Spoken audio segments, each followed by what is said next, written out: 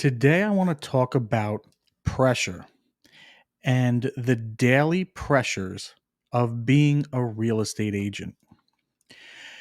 There's a difference between wanting big things and attaining big things. There's a reason why only a few agents actually attain the big things. The reason is there's a level of pressure that comes with attaining big things. What do I mean by that? You have to put in the work every single day. There are no days off in real estate. Now, it doesn't mean it's not fun. It doesn't mean you can't have fun, but you have to do something. You have to have your systems in place every single day. How you respond to that pressure is what will shape what kind of an agent you're going to become. There are two types of agents.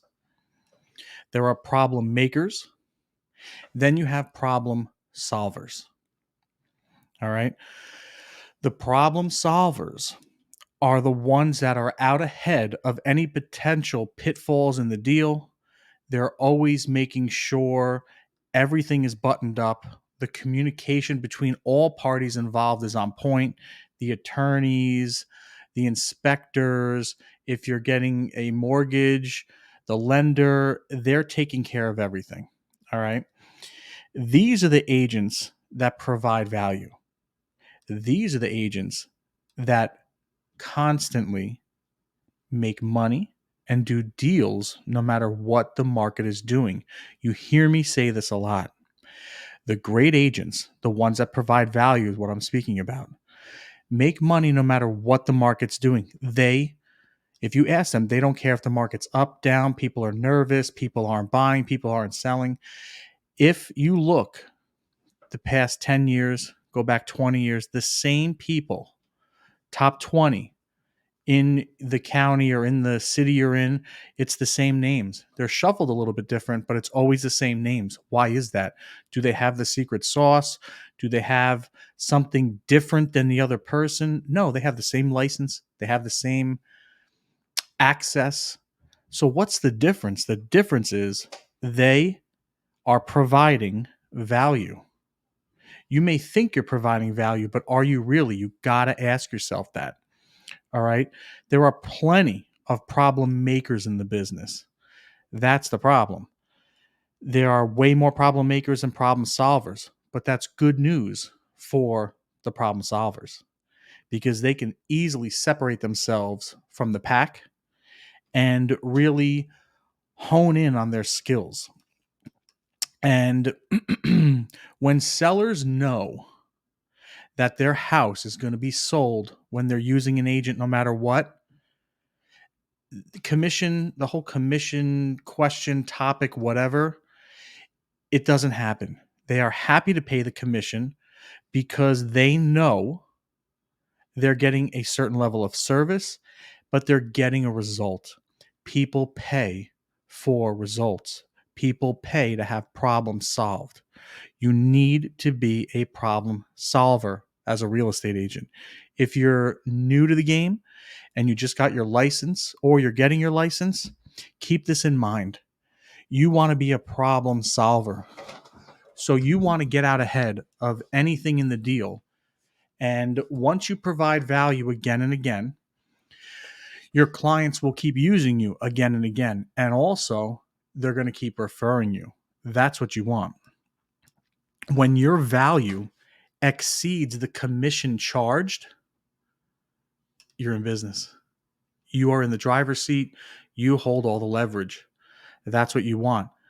Now, it may seem difficult or hard in the beginning, but once you consistently do it and repeat, and constantly learning, listening, and gathering good information and watching the good agents out there, because there are some, watch what they do and add to it. They're obviously doing something right. Okay. And another tip that I want to give is be careful who you follow in this industry. You want to make sure you follow someone that actually gives you value. There's entertainment and then there's results. So if you want to be entertained, there's plenty of them out there. But if you want to learn from certain agents and if you want to step your game up in marketing and you want to be up to date with the most creative way, what's working out there, then follow those people and be careful who you listen to. Be careful who you listen to in the office. You heard me say this before, but also what information you're consuming on Instagram, YouTube, whatever it is. You should be watching motivational speakers, you should be watching successful agents and taking notes on what they do. And then it's rinse, copy, repeat, but put your own spin on it. All right. And it's working for a reason. Fundamentals in this business work. Now, you have to move the needle with the fundamentals because the environment and the industry is constantly evolving day to day, the markets or whatever. But you want to be able to, at a snap of a finger, provide value, whether it's with buyers, sellers, renters, investors, whatever anything and everything real estate is what I always say. You should be working on how you're creating value. All right, I want to talk about your social media platforms, your Instagrams, your YouTubes, TikTok, whatever platforms you're on. You should be providing and showcasing your value and how you are different than the run of the mill agent, the agents that just post, just listed, just sold. You want to show inspections, you want to show details, you want to provide information. You always want to be providing something. All right, you're asking for the business, but it's indirect. All right. People, there's a way to be entertaining, but there's also a way to provide critical and crucial information. Now, we're in this industry, we're in it every day. My agents used to hear me say this. It may seem simple to us because we're in it, we do it morning, noon, and night. But for someone that's buying a house, that's renting in an apartment building, or that wants to sell a house, they don't know everything that we know, and they shouldn't. That's not their job. That's our job. So you have to provide them the answers that they're looking for. They have a problem. They need to move. They need to sell their house. Okay, you're a problem solver. So here's how I'm going to do it. And your communication should be spot on. And if you don't know an answer to a question, that's okay. The worst thing you can do is make up an answer on the fly without double checking that it's true. I see it, and I used to see it every single day. A great example is if you're hosting an open house, you should know where your property line is. It should probably be already staked out ahead with, a certain color so people can see it if there's, bushes or trees or land.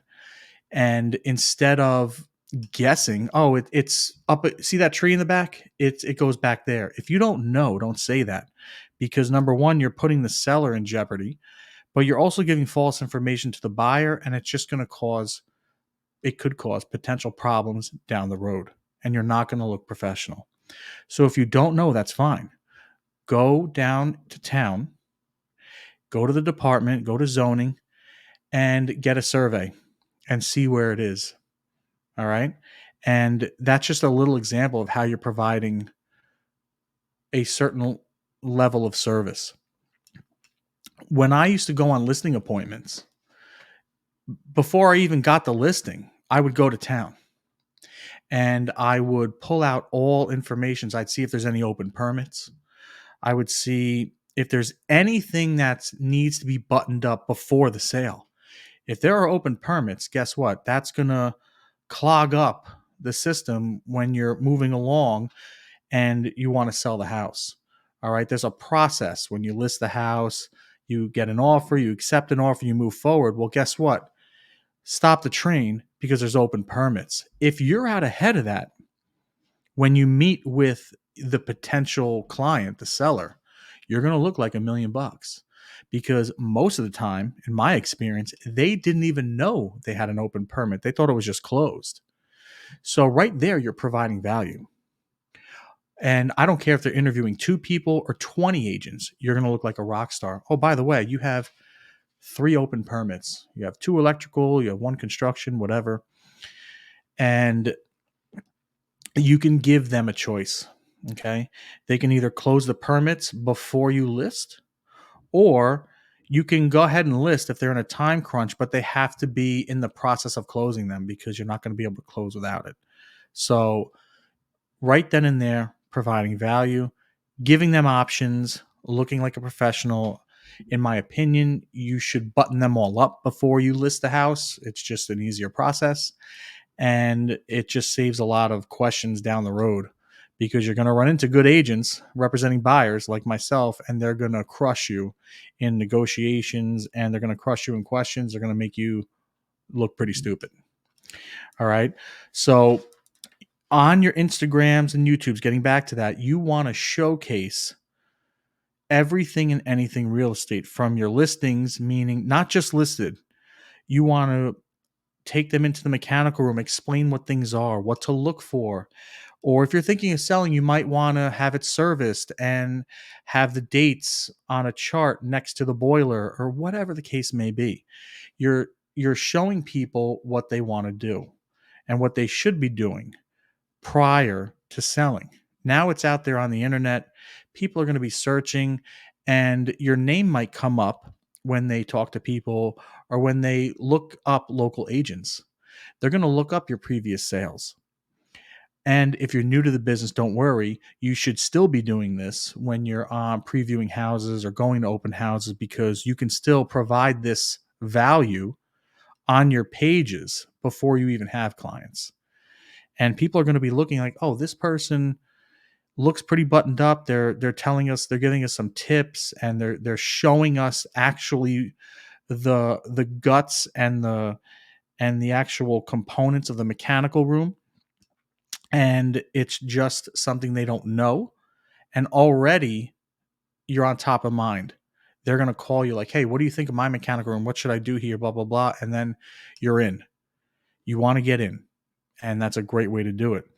And this is leaking into what I've spoke about prior about branding yourself. Now you're branding yourself as a valuable agent that's providing constant information about properties, homes, setbacks, mechanical rooms, all of that, which all has to do with real estate.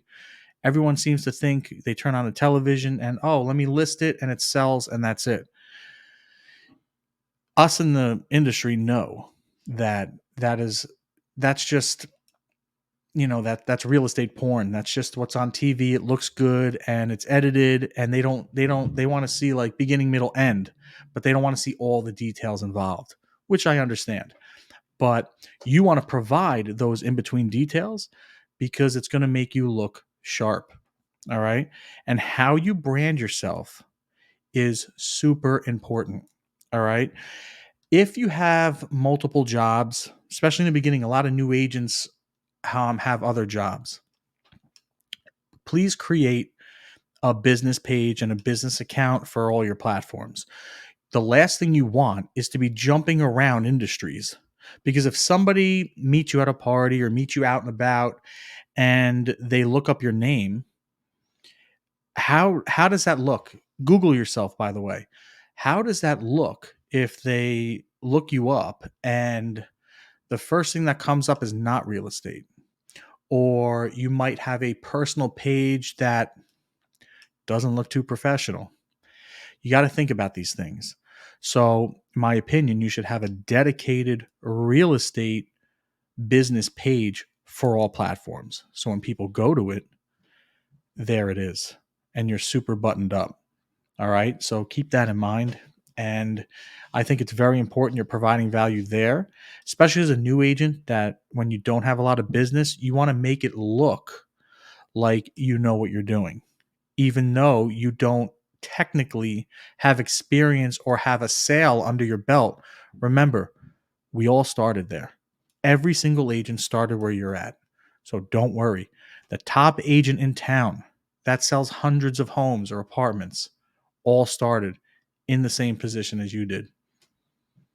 All right. So don't get defeated. It takes time. All right. But it can be done and you can see it every day. So getting back to what I'm saying, pressure. Pressure gets such a negative connotation or stigma attached to it. I think pressure is good.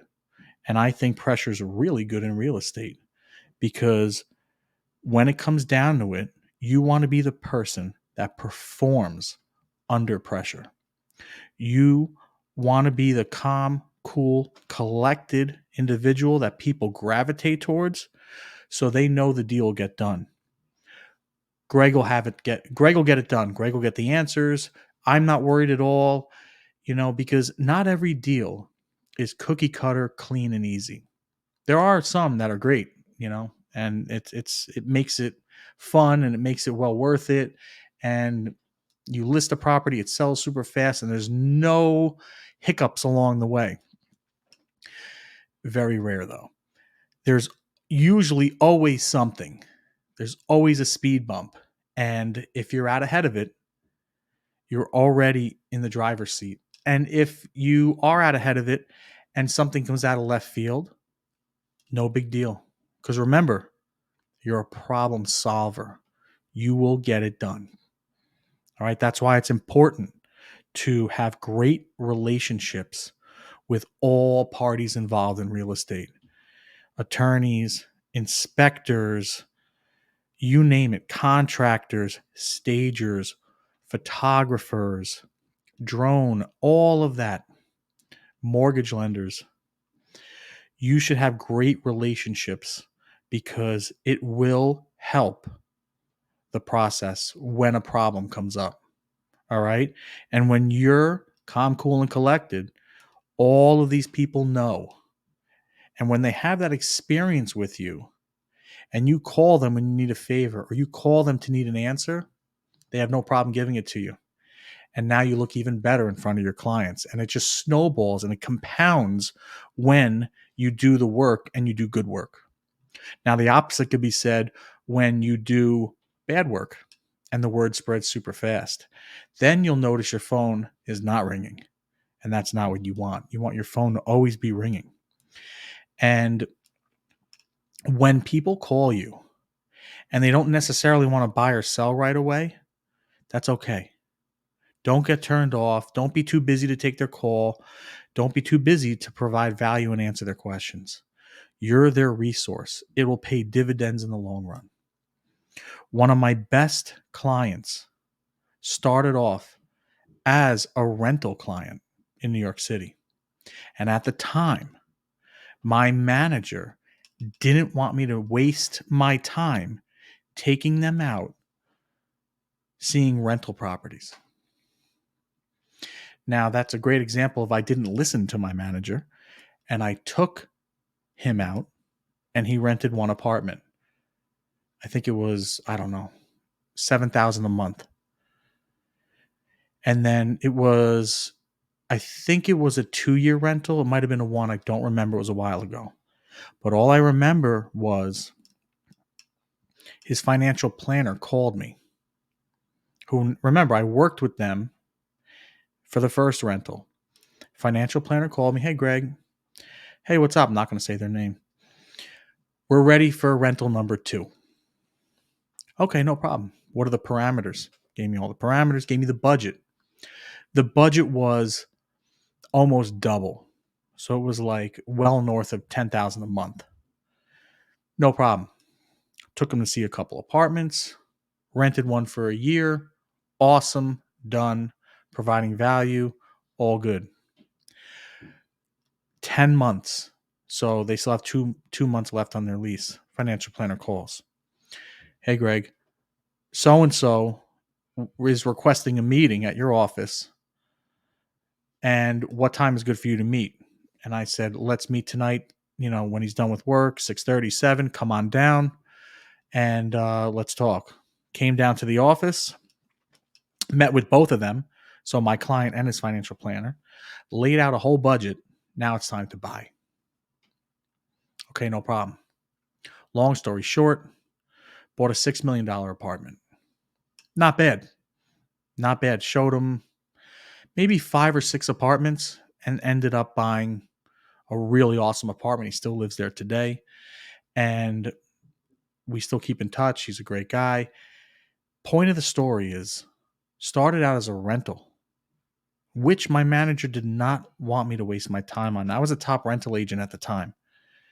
If I didn't do that, this would never have happened. Now, this took years, but I provided value each year. And sometimes I sent them properties that ended up not working out. That's fine. But look, 2 rentals, 2 big rentals, and a huge sale. So I was always under the impression I don't poo poo rentals because you never know what they could turn into. And you never know what can happen and what future business can come from that. Now, during this whole time period, referrals. He dropped my name to a lot of his friends. Well, guess what? Got them apartments in Manhattan, took them out to Montauk and the Hamptons, all from a rental. So remember, you have to provide value, even in times you might not see the light at the end of the tunnel.